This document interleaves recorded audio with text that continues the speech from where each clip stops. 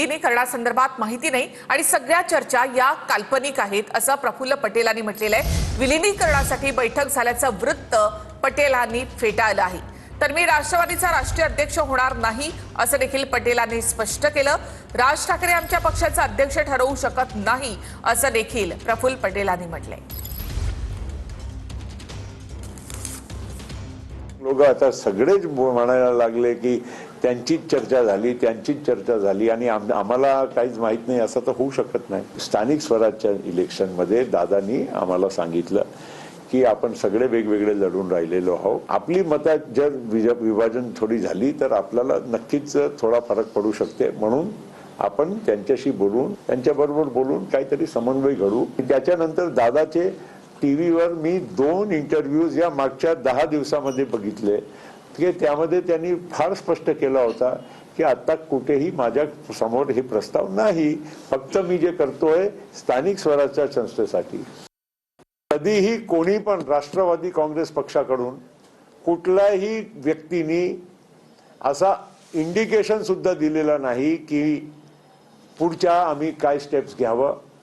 सगळ्यांच्या भावना आम्हाला समजते, तसं आम्ही सुनेत्राताईचा तिथे निर्णय केला आणि पक्षाचाही निर्णय त्याचप्रमाणे आम्ही त्याची प्रक्रिया पूर्ण करून आम्ही ते घेणार आहोत। माझ्याशिवाय मी म्हणतोय म्हणजे मी त्या जबाबदारीच्या माझ्याशिवाय कोणाला मिळतील, मग योग्य व्यक्तीला मिळतील, मग कोणाला मिळतील तर तुम्हाला इंडिकेशन मी देऊनच राहिलेलो आहो ना, मी नाही राहणार आहे ना, एवढं क्लिअर आहे। अजित दादा नंतर काय, कोण, कुठे, कसं हे पूर्ण प्रक्रिया पूर्ण करण्याची जबाबदारी माझ्यावर आहे, ती मी योग्य रीतीने पार पडत आहे।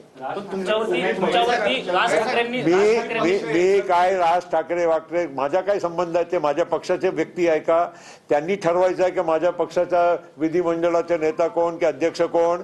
आम्ही काय राज ठाकरे किंवा इतर कोणाचे सकाळची जे 9 वाजताची जे तुमची बुलेटिन आहे की वगैरे वगैरे किंवा कोणी तेलंगणाच्या वार आहे, हे सगळे लोक येऊन आम्हाला सांगतात की आम्ही आमच्या पक्षामध्ये काय करायचं। आम्ही योग्य निर्णय घेतलेला आहे पहिला, आणि दुसरा योग्य निर्णय घेण्याच्या आम्ही प्रोसेसमध्ये आहोत। तर प्रफुल्ल पटेलांनी मोदी आणि शहांची भेट घेतल्याची माहिती सूत्रांकडून मिळते। प्रफुल्ल पटेलांनी राज्याच्या घडामोडींची माहिती दिली आहे। सुनेत्रा पवारांच्या शपथविधीबाबत सुद्धा चर्चा झाल्याची माहिती आहे। लोकांना यात राजकारण दिसतं अशी प्रतिक्रिया त्यानंतर यावर अमित शहांनी दिली असं देखील कळत आहे। सुनेत्रा पवारांना दिल्लीमध्ये भेटीसाठी घेऊन येण्यास सांगितल्याचं देखील माहिती सूत्रांकडून मिळते। तर प्रफुल्ल पटेल यांनी मोदी आणि शहांची भेट घेतल्याची माहिती आहे। सुनेत्रा पवार यांना दिल्लीमध्ये भेटीसाठी घेऊन येण्यास सांगण्यात आलेलं आहे अशी देखील माहिती सूत्रांकडून मिळते।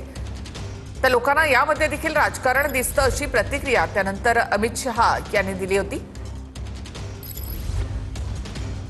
तर सुनेत्रा पवार यांच्या शपथविधी संदर्भात देखील प्रफुल्ल पटेल यांनी मोदी आणि शहा यांच्याशी चर्चा केल्याची माहिती सूत्रांकडून मिळते। आणखी एक महत्त्वाची बातमी आपण पाहूयात। केंद्रीय मंत्री पियुष गोयल यांना अमित शहा यांची तंबी, पटेल एनसीपीचे राष्ट्रीय अध्यक्ष झाल्याच्या वक्तव्यावरून ही तंबी देण्यात आल्याची माहिती सूत्रांकडून मिळत आहे। सर्वात आधी पियुष गोयल यांनीच